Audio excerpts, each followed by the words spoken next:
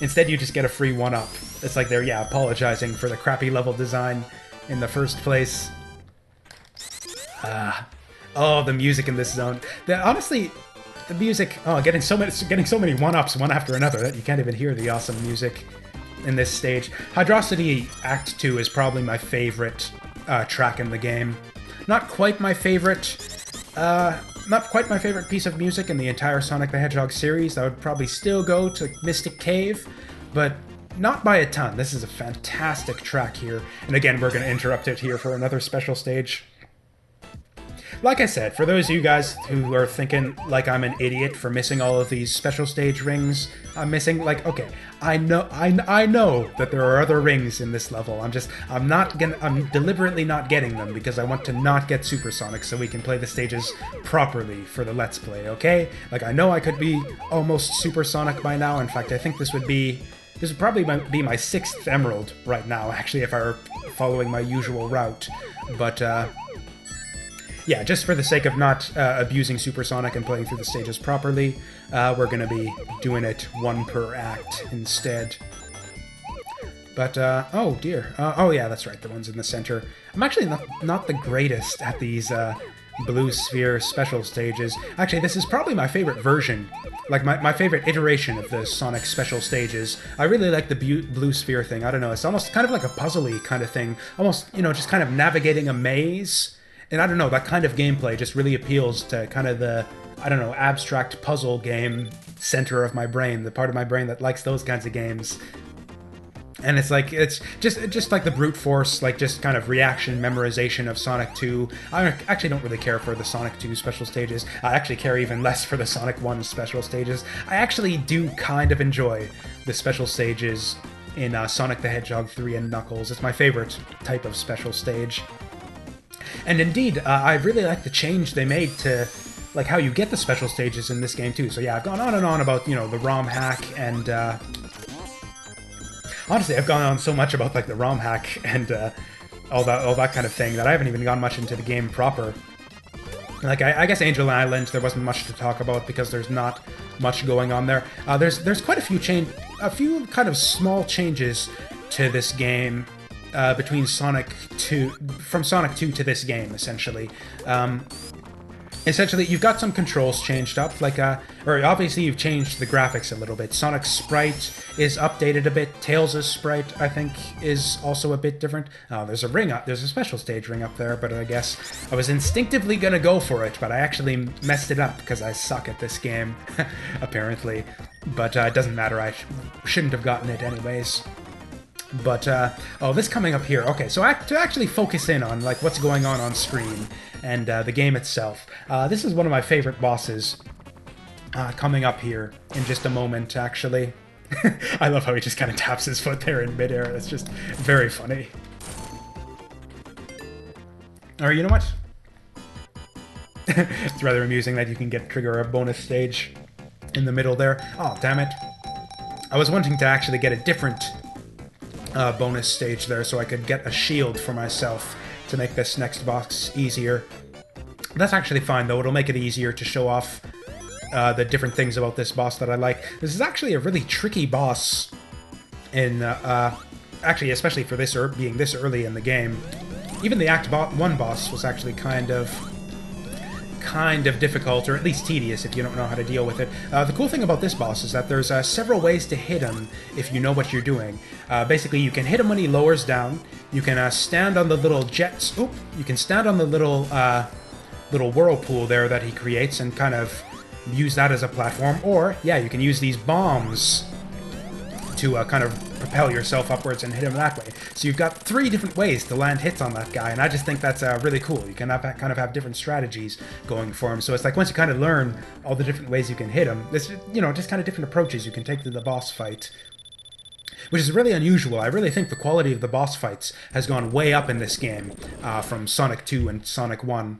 Just the bosses in this game in general, I think, are, yes, massively improved. The Sonic 2 bosses, Sonic 1 bosses, generally super duper simple. They'll do like one thing and they'll do it over and over again, and they're just like really easy. You can typically just chain bounce them to death and there's just nothing to it. These bosses honestly, there's also pretty much nothing to them once you kind of learn the strategies, but that's kind of the cool thing about these bosses, is that there's actually kind of little subtleties to the bosses that you can kind of learn, and it actually takes a bit of effort to get good at them, more so than in the previous games. There's, like I said, neat little tricks you can do, like that little quick kill I did in the Stage 1 boss, or the Angel Island boss, and yeah, the different ways to hit the Hydrocity Zone boss. It is Hydrocity Zone, by the way. I could go into the full argument for that. In fact, I have it written down on my little sheet of notes here. Explain why Hydrocity is Hydrocity and why it's not Hydrocity. But honestly, I don't think I even need to explain it. Any of you guys watching this channel, watching my videos, I'm sure you're all right-thinking people who, you know, understand logic and reason and all that good stuff, and can intuit and can figure out for yourselves why it should be pronounced Hydrocity and not Hydrocity. Anyways, the Marble Zone here, or no, Marble Garden Zone? Yeah, Marble Garden Zone. I always get those two confused. It's also one of my favorite music tracks, and honestly, almost every piece of music in this game is my favorite piece of music. To be honest, I should just not even bother bringing it up, but yeah, this is another good one. Kind of a really big zone, like all of the... That's kind of another one of the big changes. Okay, so to go over the basic changes, again, I've been getting sidetracked as usual. So the basic changes you have in this game from Sonic 2, you keep the spin dash, basically all the physics, all the basic controls, the physics, the spin dash, everything works the same as it did in Sonic 2.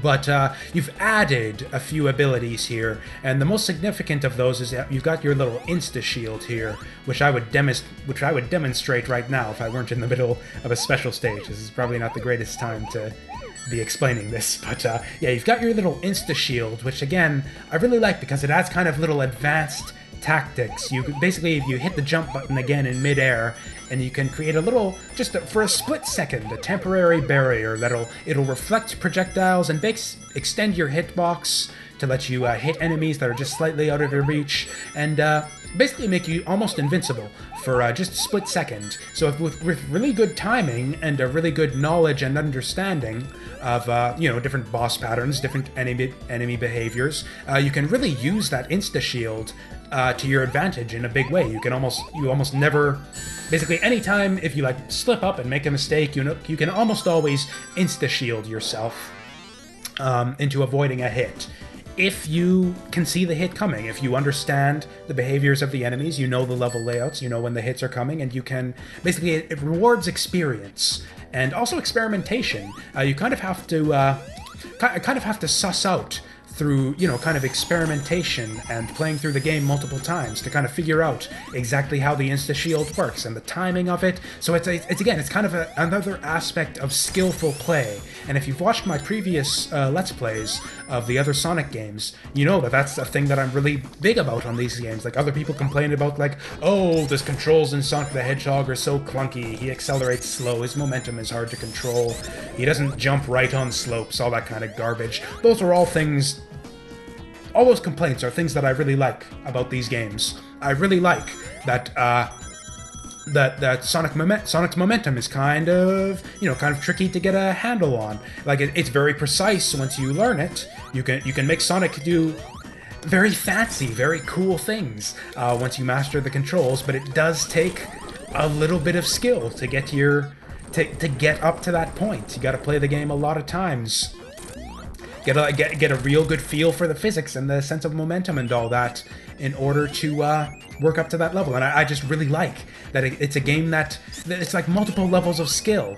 Like, it's not a difficult, or okay, it can be a pretty difficult game to get through, kind of you learning it your first time. But, you know, you've got the ring system, makes it so that you generally won't die except by, you know, insta-kill stuff, or in certain situations where it's hard to hold on to rings, say if they fall off screen or something. But yeah, I love the ring system. It makes it like super forgiving for beginners, but then there's also those aspects of skillful play that really reward the experienced players. And I went on to all that stuff about how the ring system is great in the previous Let's Play series. Oh yeah, and I was talking about how I like the way special stages work in this game. So yeah, in the previous stages, in the previous games in the series, the way the special stages worked, it was kind of another aspect of that kind of that sort of thing I was talking about rewarding skillful play. Where in the previous games, in order to get the special stages were kind of a reward for skillful play. You needed to hold on to your rings in order to get those special stages. You needed, oh damn it! Speaking of skillful play, there. Oh yeah, it's up here. Damn it, man! I'm just sucking it. You know what? Let's go the lower route then. That's another great thing about this game. It's just the fact, or just the Sonic games in general, the fact that there's like so many different ways to go through. The level design, the level layouts, they're just so big and wide open, and there's so many places to explore, so many different routes through the level. You can just do it's like every playthrough is completely different. And again, previous games were just like that too. I went on about that in my previous Let's Plays of Sonic 2 and Sonic 1. But again, that's the big shift. Like Sonic the Hedgehog 3 emphasizes that aspect of the level design even more than in the previous games. The levels are even bigger, even more variety, even more just wide open, big, different places to explore, and it's just fantastic. It's honestly best level designs in the series, best level designs almost in video game history, or at least 2D platformer history, I'd say. And in fact, yeah, I wanted to go this way anyways, so that I could get this special stage ring. Oh dear, this is one of the trickier special stages right here. You can actually end up blocking yourself in here if you're not careful. I believe what I want to do is I want to just keep going right at each of these junctures. But anyways, previous Sonic... I actually took my hand off the controller to just scratch my nose there for a second, so okay, looks like it might not be Carnival Night Zone after all when we get the emeralds there. I just got a little bit cocky, I suppose. Okay, oh, and I'm gonna have to do that difficult stage. Oh dear, we're just sucking it up all over the place. Anyways. Oh man, this might actually have been a bad idea actually to do the special stages this way. I'm actually so used. Oh, I didn't think this through. I'm so used to the to my usual special stage route in this game, to just getting all the Chaos Emeralds in the first two stages. I'm actually not sure that I know where most of the special stage rings are in the later stages. Like I know maybe one or two in Carnival Night. I think I know one in Launch Base, but I typically don't need the special stage rings in the later stages, so I don't generally really know where they are. This might be interesting. Might have to go kind of off my usual route, kind of, you know, go out and explore the different paths to find them, which will be kind of neat. Anyways, yeah, and the way the special stage rings are, the way the special stages are acquired in this game, or the emerald ones, that is, to collect the emeralds, it's a bit different than in the previous games. Instead of holding on to a lot of rings and you know, getting through the level and holding on to 50 rings, you get the special stages in this one by exploring the level, by finding the different special stage rings. There's a much more emphasis, and again, kind of going along with the big wide open levels with tons of different areas to explore. There's a bit more emphasis on exploration, and the special stages sort of go towards that as well. And that's actually kind of a blessing and a curse. You can really go crazy with it, and actually, if you want to see a Sonic game that kind of does the exploration thing a little bit wrong, in my opinion, you can look at Sonic the Hedgehog CD, which required...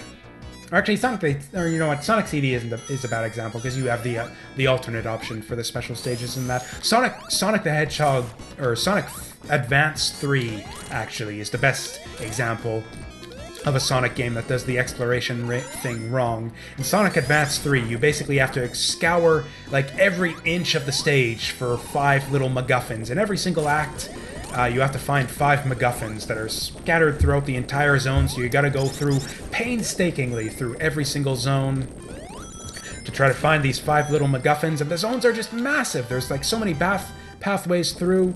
Like the reason that Sonic 3 and Knuckles gets it right, and Sonic Advance 3 gets it wrong, is that Sonic Advance 3 forces you to kind of slow down and go through every inch of the level.